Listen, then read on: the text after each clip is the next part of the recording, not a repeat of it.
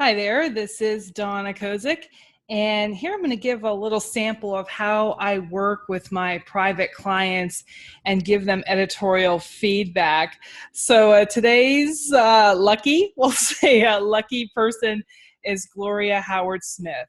And Gloria, as you can see here, has been following me for a while, wants to write a book in a weekend, and she actually created a book sample for a book that she's working on about for girl serving professionals, especially Christian girls. And she says growing up, her father was a pastor and she's currently a school counselor. So she knows well the girl struggles that are out there. So what I'm going to do is I went through once and kind of highlighted some things that I wanted to point out to Gloria. And then also as I'm doing this, you might hear some silences, and that's just me thinking. Don't be alarmed. I will still be here, and then I'll start piping up with some of my thoughts about this. So let me see here. One of the things, and I tell my clients that I do everything, when I'm doing a review like this, I'll catch everything on both sides of the spectrum.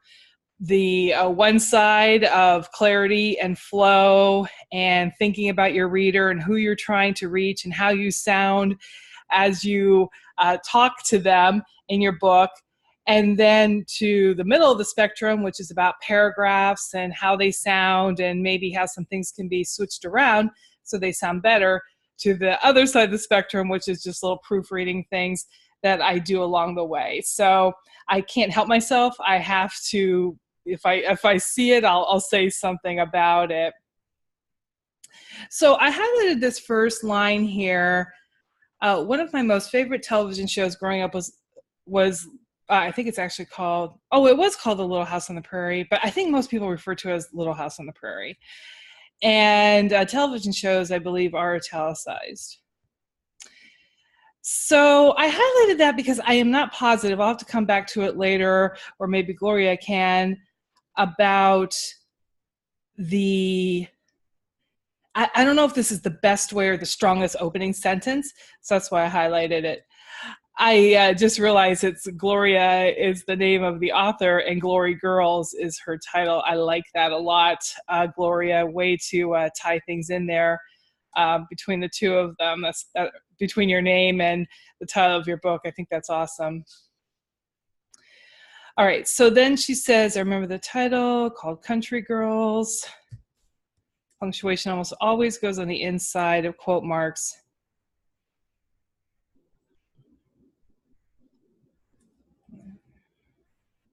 What I highlighted this because I love the attention to detail that Gloria puts in here, and this is exactly, I was a fan of Little House myself growing up, both the books and the TV show. And tin lunch pails, dressed in bonnets, plain dresses, and leggings. That's the kind of like attention to detail that you want to put in your writing, because it's just sharp writing, because then it brings to mind for everybody who's familiar with Little House about these items. Yeah, I think Snipes, long-legged Snipes. All right, so then Gloria says, this looks like it's a new paragraph, my sisters and I laughed as we watched with no doubt bittersweet recollection of often being teased in school because we were so different. So I would work on this sentence a little bit, Gloria. When you initially have the verb here that we laughed, or laughed, then it's like, oh, this is going to be funny, and it's almost coming on the right after this. It almost sounds like you're making fun of the country girls as well, which obviously you're not. It's just the opposite. And then it's like you're packing a lot in this sentence. You laughed, you watched, bittersweet recollection. I don't think this line, no doubt, that doesn't have to be in here at all. We watched with, and it wasn't recollection because as you're going on here, you were raised in a traditional religious denomination. So did you watch this like while you were going to school without much makeup in that, or was it later? because that bittersweet is normally something later on. When people are remembering something, you even use the word recollection here. So this needs a little bit of work. That I think the basics are there, but it needs some clarification. Also, I allow my authors 5 exclamation points per book. I don't think that you would use one there. I just caught this where girls did not wear pants. You'd probably want to put where girls wore dresses instead of pants. Dresses and never pants or something like that, because otherwise it looks like they could be going bottomless to school. How much makeup? Were we allowed to go to movies? Okay. And many other activities believed associated with worldly living. This is like a phrase. I try not to, I find myself sometimes using quotation marks more and more, but here I think they are needed because that's a phrase that's usually associated with this religious denomination, I think, this traditional one, but it's not one that's not how we would refer to it, how other people would refer to it. Then you say, don't get me wrong, we had wonderful foundation for being brought up to learn how to live as Christians. We have made friends well-liked for the most part. But if you were to ask my sisters and other Christian girls about their experiences as children, I'm sure there would be some accounts of being teased or in some cases ridiculed for their beliefs.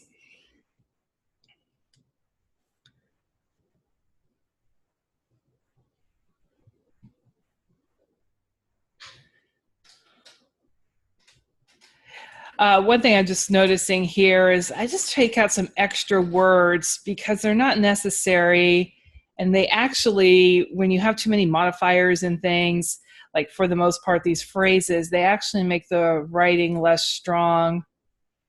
Just, we had many friends and were well liked.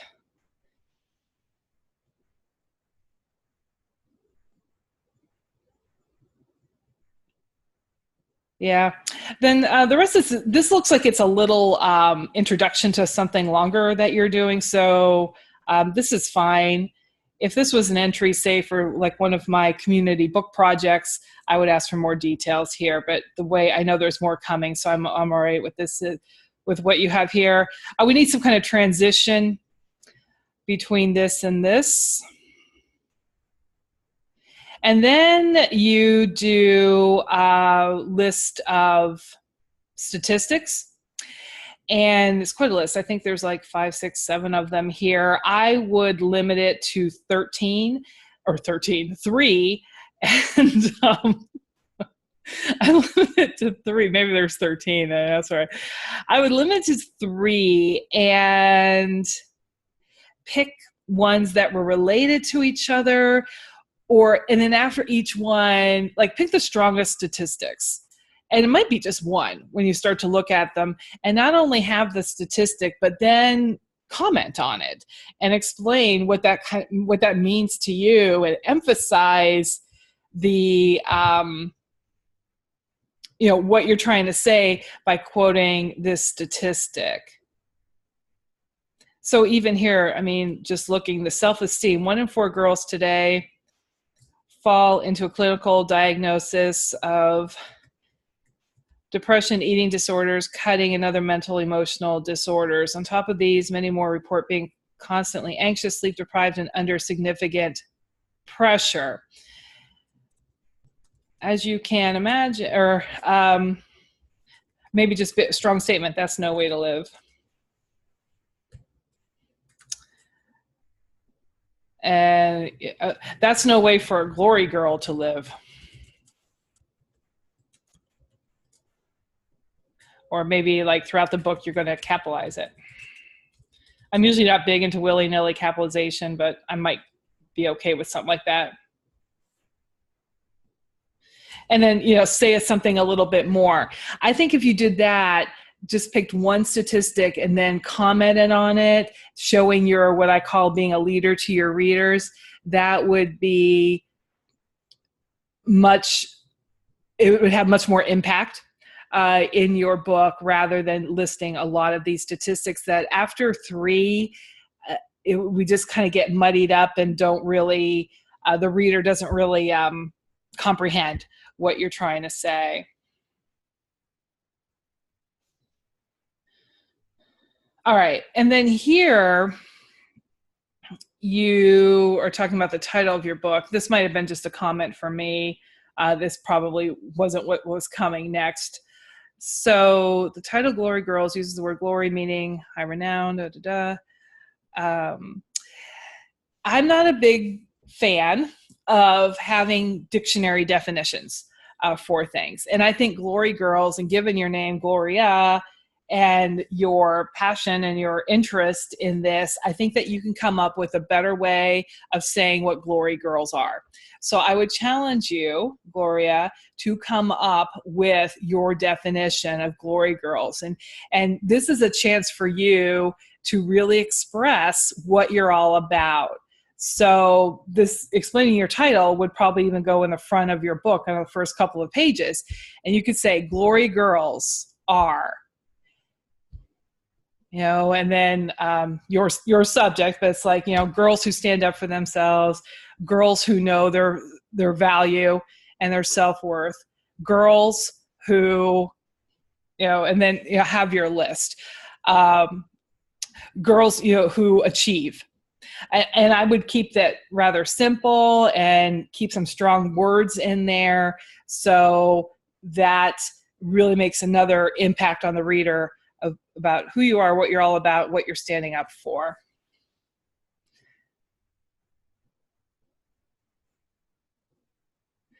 I don't think this word ammunition sounds, especially during the discussions that are going on today, I wouldn't have that word in there. It's interesting. I was talking to another client, and he had something in his book or his manuscript that we're working on about ethics. Or no, it was a story that he told. And in the story, it was a good story about how he got a job. Yet I was looking at it through a different lens on behalf of the reader today, because I feel that in the coming year or two, ethics are going to really be as a focus in leadership and in the job place and for people in careers, and it's really going to rise to the top to be a question. And this is just a feeling I have. Make it my prediction. So you could call it DK's prediction here. And so the story that he told, if he had told that story in his book a year ago, or 2 years ago, I probably wouldn't have thought twice about it. But then given today's culture and discussions going on, I kind of look at things and I said, you might want to rethink the way you tell the story. There's nothing wrong with the story, but you might want to rethink some of the ways that you tell it. And that's one of the things that you want to be thinking about, or if you work with a writing coach, that you want to make sure they're aware of, is that they are looking through the lens not only of your reader, but also the atmosphere that is going on, because there are lots of things and lots of celebrities in the news that have been operating status quo for years, and all of a sudden things are being kind of shook up, and the way they say something is being scrutinized and discussed at length in Facebook posts and on Twitter and things like that. So I'm getting a little far away here from Gloria and her Glory Girls, but this is just a added thing to think about when you're writing, is to look through that lens, not only of where we're at today, but where we might be going. And it takes some thought to be that leader to your readers. And I'm not asking you to predict the future, but at the same time, you just want to be cognizant and careful of what you're putting in your book, so it will have a lasting message that you want it to have. All right, so just to finish up here, so that would be my suggestion, Gloria, to have this definition of Glory Girls in the front of your book. I can just see it now. It gives me chills. I think it would be fantastic.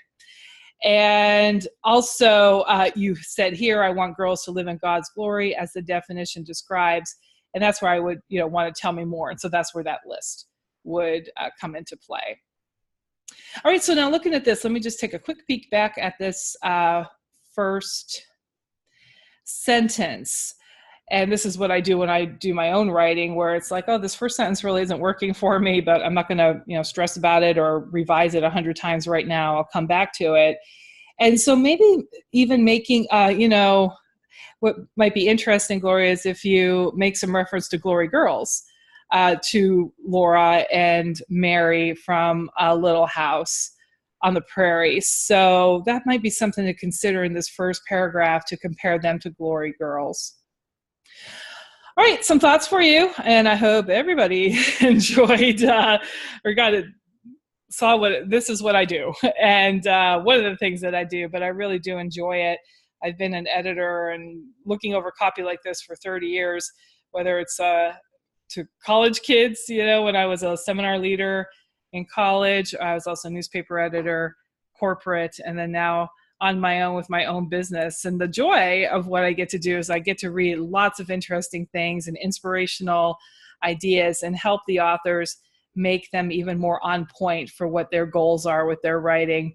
Thank you, Gloria Howard-Smith, so much for volunteering to let me conduct this writing sample for you, and then also to say that you were okay with sharing your name and your information. So good for you. I think this is going to be a great book. Can't wait to read it and have it on my shelf of fame. Until later, this is Donna Kozik. I'm the founder of MyBigBusinessCard.com, creator and leader of the original Write a Book in a Weekend program.